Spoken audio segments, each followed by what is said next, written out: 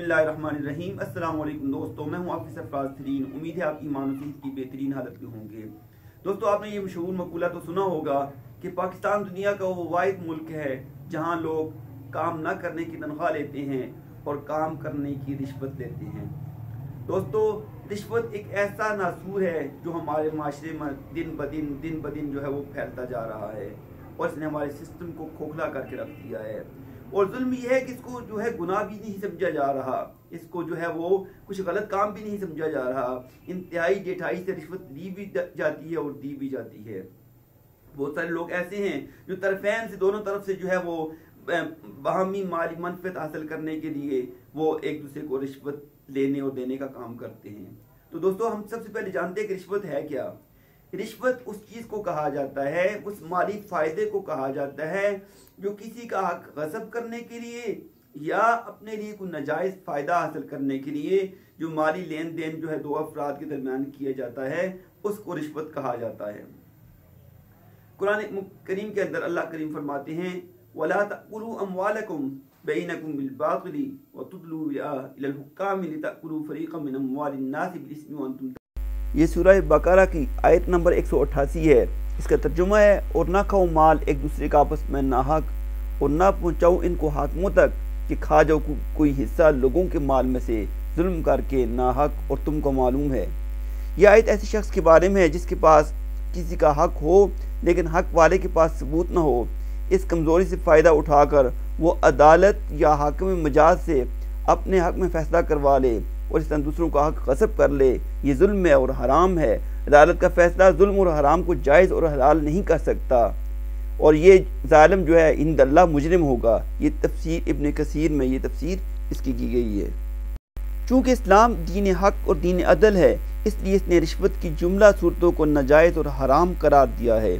इसकी मुर्तकिब और इस पर मुआवन को सख्त अजाब की धमकी दी है और ऐसे शख्स को मलून और अपने दर से दुत्कारा हुआ बतलाया है।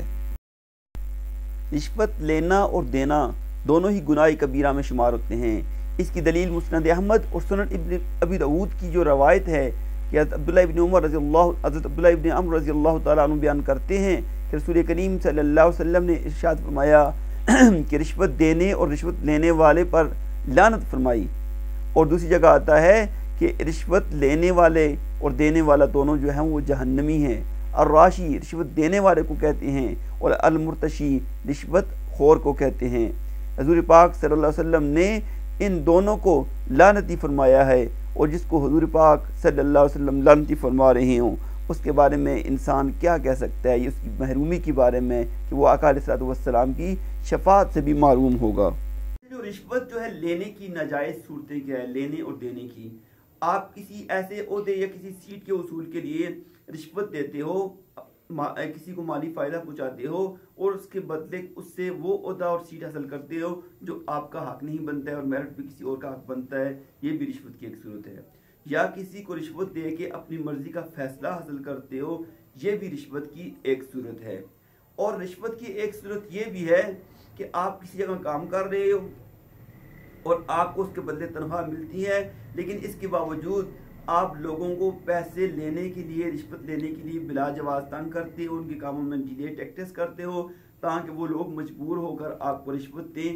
ये भी रिश्वत लेने की एक सूरत है। अच्छा, आजकल अक्सर कहा जाता है कि जी रिश्वत दिए बगैर काम नहीं चलता है। रिश्वत लेने वाला जो है वो तो हरामखोर है, सीधी बात है, लेकिन देने वाला अगर इस हद तक मजबूर हो गया है, वो ये समझता है अपनी सी पूरी कोशिश करने के बावजूद, चक्कर लगाने के बावजूद उसका काम नहीं हो रहा है, तो उस सूरत में वो रिश्वत देने पर गुनाहगार नहीं होगा। उलमा इकराम ने कहा है कि इस सूरत में गुनाह जो है उस शख्स के ज़िम्मे होगा जिस शख्स ने उसे रिश्वत देने पर मजबूर किया।